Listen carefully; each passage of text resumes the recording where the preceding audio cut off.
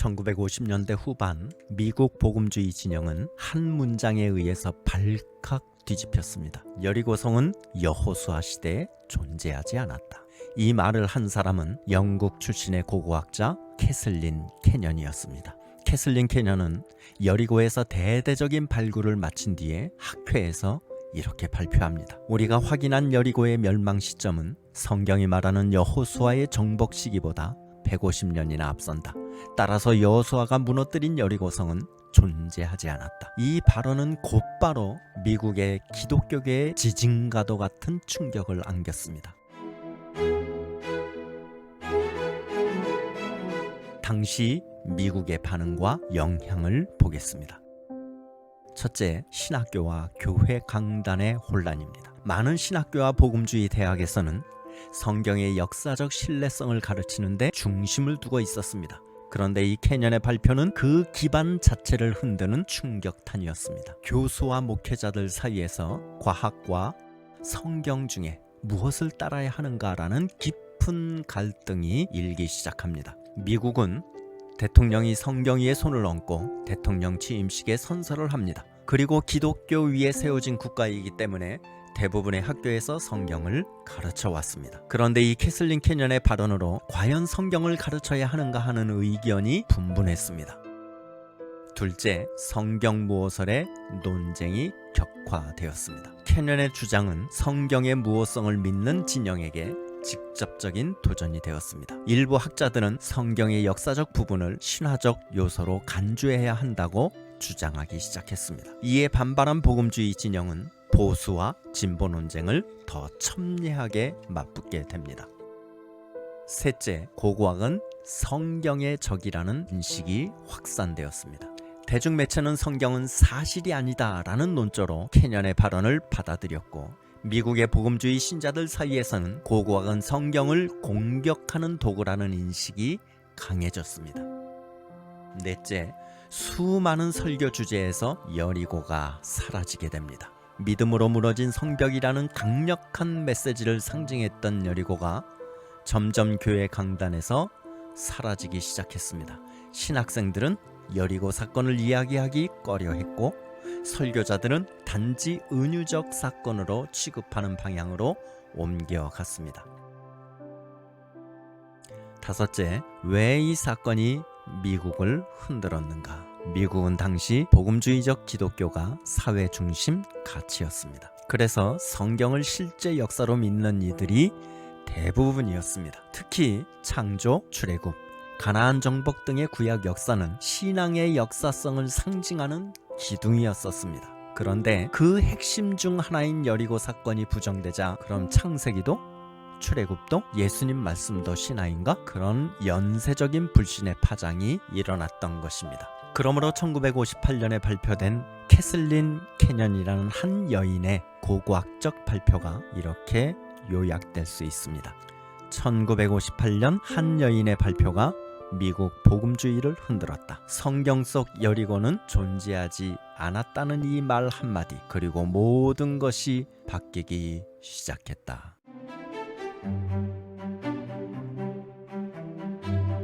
오늘 우리는 도저히 무너질 수 없을 것 같던 성벽, 그러나 결국 무너졌던 여리고성에 대해서 이야기해 보려고 합니다. 성경은 여호수아 6장에서 이렇게 말합니다. 나팔 소리와 함성에 의해서 성이 무너졌다. 하지만 많은 사람들은 이 이야기를 전설로 여깁니다. 고고학자들도 성경이 틀렸다 또는 그 시기에 성은 존재하지 않았다고 말해왔습니다. 많은 기독교인들에게 충격을 주고 교회를 떠나며 학교에서 성경을 가르치지 않는 사태까지 갔었습니다. 여리고성 이야기부터 모든 구약의 내용이 신화이며 전설이자 어떤 이는 소설이라고까지 치부하는 일이 발생했습니다. 그래서 어떤 게 진짜일까 하는 궁금증을 가지고 고고학적 여리고성을 살펴보고 성경과 비교해 보려고 합니다. 오늘의 말씀 한 조각은 성이 무너졌으며입니다. 히브리서 11장 30절입니다. 믿음으로 7일 동안 여리고를 돌 때 성이 무너졌으며, 이스라엘은 그들의 리더 모세의 지도 아래 애굽을 탈출하여 가나안으로 들어가는 여정을 무려 40년 동안 이어왔습니다. 그 40년 동안 광야를 떠돌았던 이스라엘 백성이 드디어 요단강을 건너서 가나안 땅, 약속의 땅을 눈앞에 두고 있었습니다. 하지만 그들 앞에는 크나큰 어려움이 있었습니다. 바로 높고도 두터운 벽을 가진 도시 여리고 성이 가로막고 있었기 때문입니다. 그 성벽은 하늘에 닿을 듯했고 안에는 강력한 군사들과 불타오르는 우상 숭배의 문화가 자리 잡고 있었습니다. 그에 비해서 이스라엘은 아주 초라했습니다. 그들에게는 군사적 힘도 없었습니다. 기술도 없었습니다. 무기도 없었습니다. 그들이 할 수 있었던 건 단 하나, 하나님의 말씀을 믿고 순종하는 것뿐이었습니다. 우리 생각 같으면 하나님께서 무기를 내려주시고 그것이 아니라면 무기를 만들 수 있는 재료를 주어야 하는 것 아니겠습니까? 그런데 말입니다. 하나님은 이스라엘 백성들에게 아주 이상한 명령을 하셨습니다. 하루에 한 번 여리고성을 돌기만 해라. 7일째 되는 날은 7번 돌고 마지막에 큰 소리로 외쳐라. 그러면 성이 무너질 것이다. 저는 예수 믿기 전에 이 여리고성 사건을 보고 이렇게 생각했던 적이 있습니다. 아, 진짜 이거 너무한 거 아니야? 무슨 무협소설도 아니고 하루에 한 번씩만 성을 돌라고? 진짜 소설이네 하고 무시했던 이야기입니다. 그런데 이스라엘은 이렇게 말씀하신 하나님을 그대로 믿고 하루에 한 번씩 여리고성을 돌았습니다.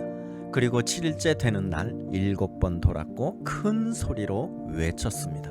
그 말씀을 그대로 믿고 순종했을 때 놀랍게도 아무도 손대지 않았는데도 이 거대한 여리고성은 아래로 무너졌습니다. 성경은 이렇게 말합니다. 이에 백성은 외치고 제사장들은 나팔을 불매 백성이 나팔 소리를 들을 때에 큰 소리로 외치니 성벽이 무너져 내린지라. 백성이 각기 앞으로 나아가 그 성에 들어가서 그 성을 점령하고. 이것은 단지 전설일까요? 아니면 실제로 일어났던 역사적 사건일까요? 그 사건은 지금 고고학의 손끝에서도 밝혀지고 있습니다. 이제 우리는 그 사실을 함께 따라가 보려고 합니다.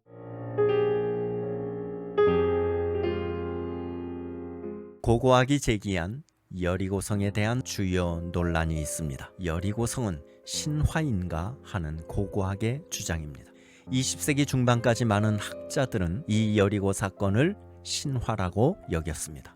그 결정적 계기는 1950년대 영국의 고고학자 캐슬린 캐년의 발굴 결과였습니다. 그녀는 이렇게 말했습니다.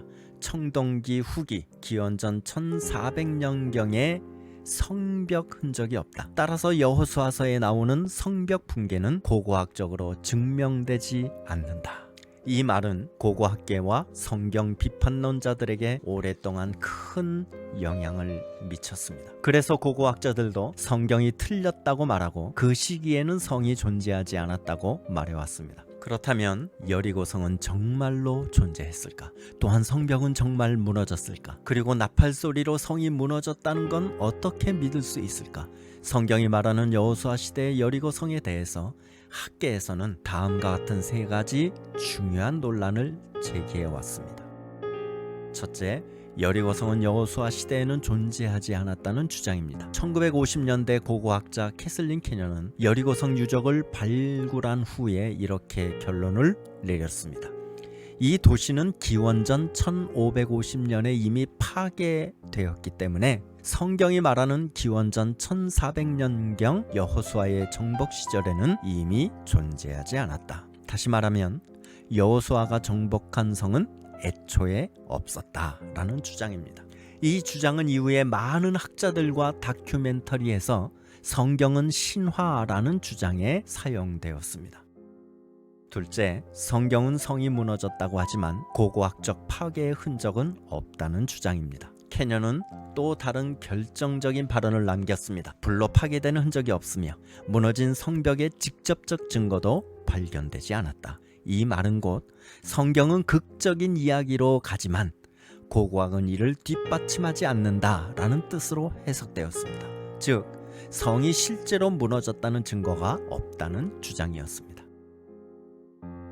셋째, 나팔 소리로 성이 무너졌다는 건 전설이나 신화에 불과하다는 비판입니다. 마지막으로 가장 많이 회자되는 논란이 이것입니다. 일주일 동안 성을 돌고 나팔을 불고 외쳤더니 성벽이 무너졌다? 이런 이야기는 고대 전설이나 종교적 상징에 불과하다는 식의 비신앙적 조롱과 회의가 많았습니다. 과학적으로 설명할 수 없는 사건이기 때문에 이를 문자 그대로 믿는 사람들을 비이성적이라고 여기는 시선이 존재해 왔습니다. 정리하자면 여리고성을 둘러싼 대표적인 고고학 논란은 첫째, 여호수아 시대 여리고는 존재하지 않았다. 둘째, 무너진 성벽이나 불탄 흔적이 없다. 셋째, 나팔 소리로 성이 무너졌다는 건 신화적인 상징일 뿐이다 라는 주장입니다. 하지만 1970년대 이후 브라이언 우드 박사가 성경과 고고학을 융합해서 연구했습니다.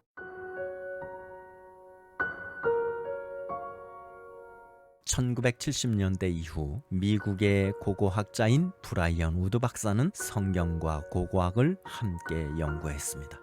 캐년의 발굴 보고서를 재검토하기 시작합니다. 그리고 그는 그 결과를 통해 놀라운 사실을 밝힙니다. 캐슬린 캐년이 여리고성은 없었다, 신화일 뿐이다 라고 주장한 지 40년 뒤 브라이언 우드 박사는 캐년의 결론을 정면으로 반박합니다. 그는 다음과 같이 주장합니다. 캐년 박사는 도기의 연대를 잘못 판단했다. 우리가 발굴한 도기 조각과 나머지 유물은 주전 1400년경 여리고가 큰 불과 함께 무너졌다는 것을 말해주고 있다. 그는 특히 당시 여리고성이 무너진 채 불에 탄 흔적, 그리고 곡식이 가득 담긴 항아리들에 주목했습니다.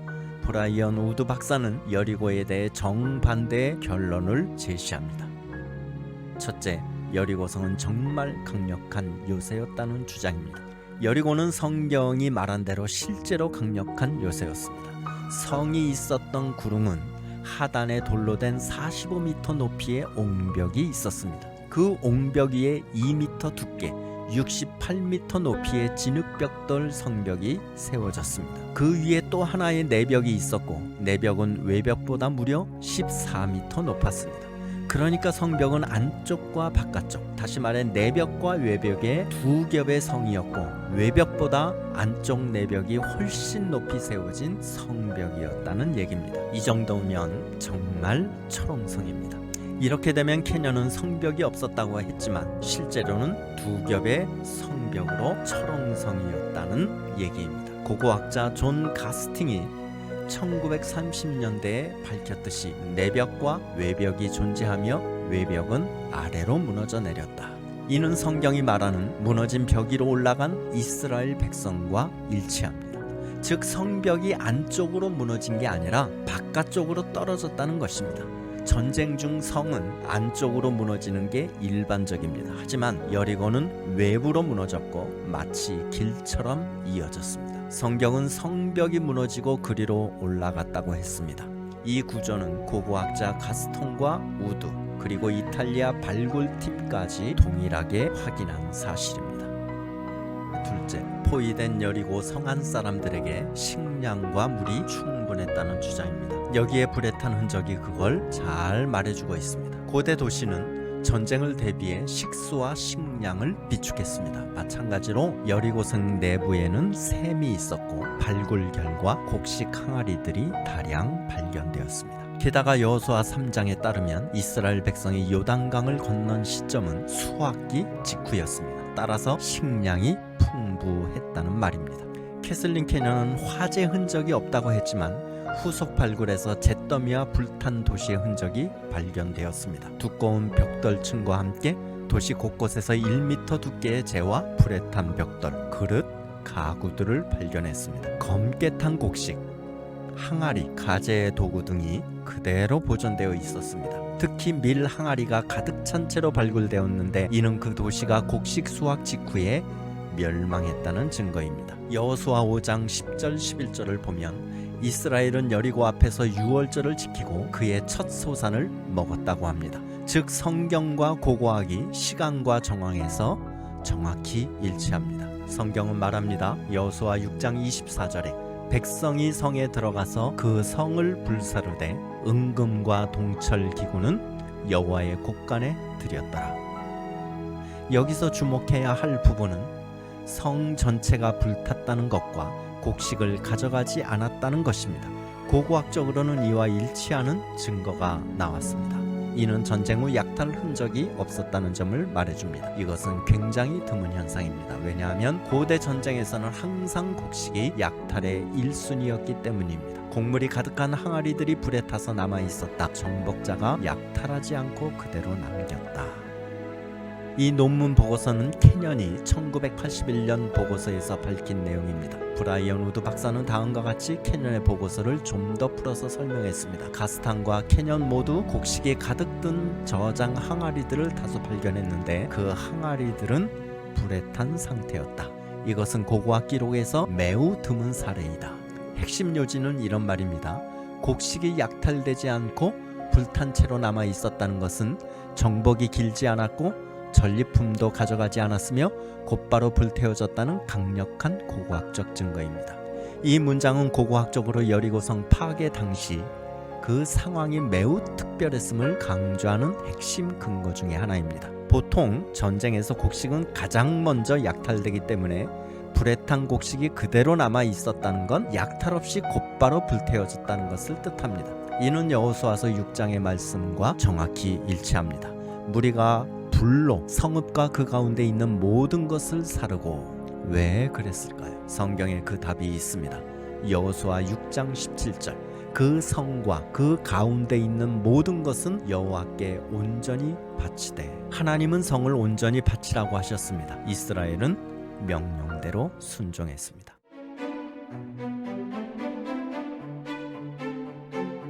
라합의 집은 왜 무너지지 않았는가?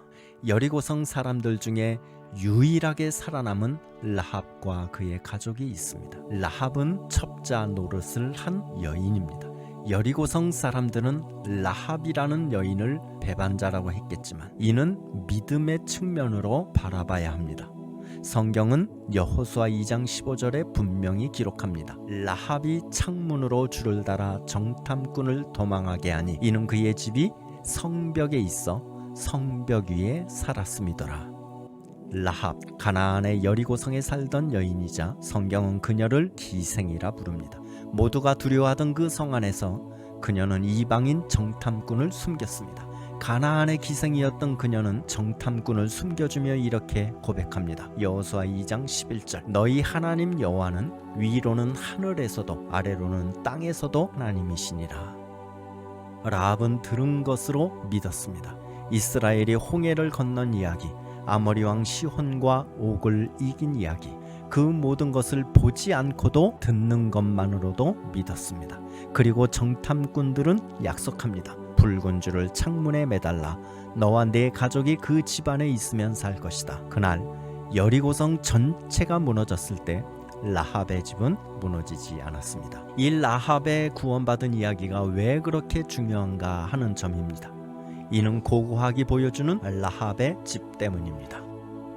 1907년에서 1909년 독일 발굴팀은 북쪽 성벽의 짧은 구간이 유일하게 무너지지 않았음을 확인합니다. 놀랍게도 이 구간은 돌로 된 기초 옹벽 위에 진흙벽돌로 만든 집들이 붙어 있던 곳입니다. 그 집들은 도시의 정중앙이 아닌 성벽의 가장자리, 내벽과 외벽 사이의 경사진 지대에 지어졌고 사회적으로 가난하고 낮은 계층이 거주하던 곳으로 보입니다. 어쩌면 가장 버려진 위치, 그러나 그곳이 하나님의 구원의 자리가 되었습니다. 이 구간에 있었던 한 집, 바로 그곳이 라합의 집이었을 가능성이 매우 크다는 것입니다. 성벽 전체가 바깥으로 무너져 내려도 그 구간만 남아 있었던 것, 이것은 건축공학의 기적이 아닙니다. 믿음의 기적입니다.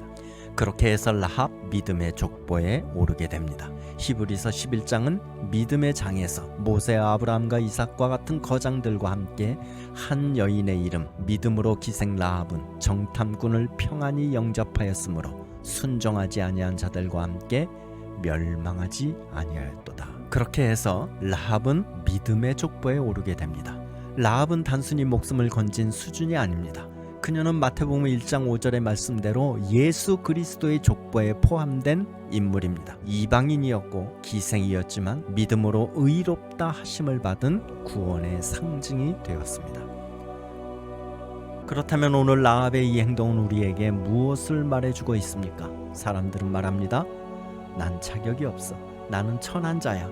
내가 뭘 믿는다고 하나님이 나를 구원하시겠어?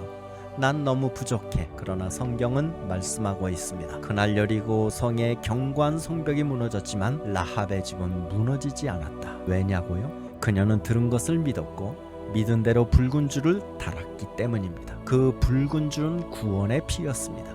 믿음의 표시였습니다. 그녀와 그녀의 가정 모두가 살아남은 것은 행위의 결과가 아니라 믿음의 응답이었습니다. 따라서 라합의 집은 오늘 나의 믿음을 보여주는 상징입니다. 여리고 성벽이 무너질 때 라합의 집이 그 성벽에 있었음에도 불구하고 하나님은 그 믿음을 보시고 구원의 길을 열어주셨습니다. 오늘 우리도 같은 줄을 창문에 달아야 합니다.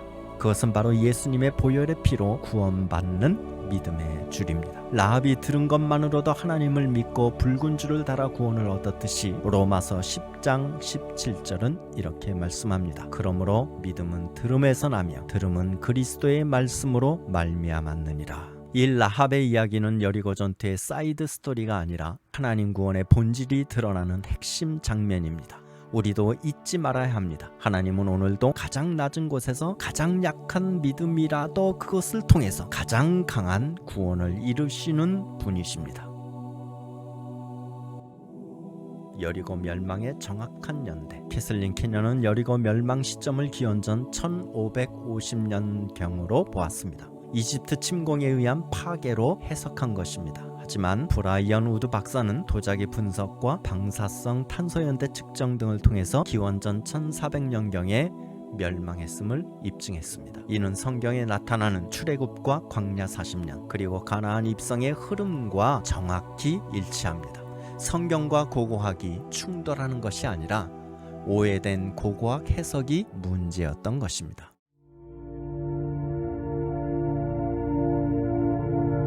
여리고 믿음으로 무너진 성벽. 히브리서 11장 30절은 이렇게 말합니다.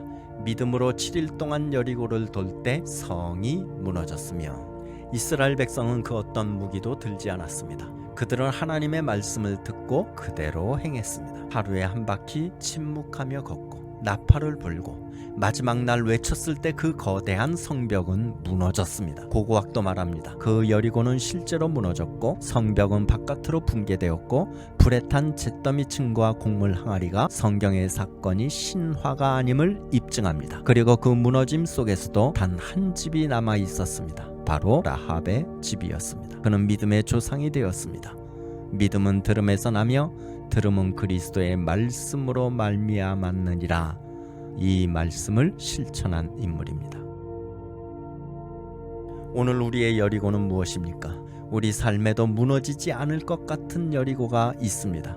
누구에게도 말하지 못하는 경제의 무게, 오랫동안 반복되는 가정과 불화의 갈등, 마음을 무겁게 짓누르는 상처와 외로움, 변화될 것 같지 않은 사회의 벽, 나라의 문제. 이 벽은 너무도 크고 높고 두터워서 우리는 종종 그 앞에 주저앉게 됩니다. 그러나 기억하십시오. 그 여리고는 무너졌습니다. 벽돌 하나하나가 불타버린 잿더미가 남겨진 곡물 항아리가 지금도 증언합니다. 성경은 신화가 아니며 하나님의 약속은 실제였다.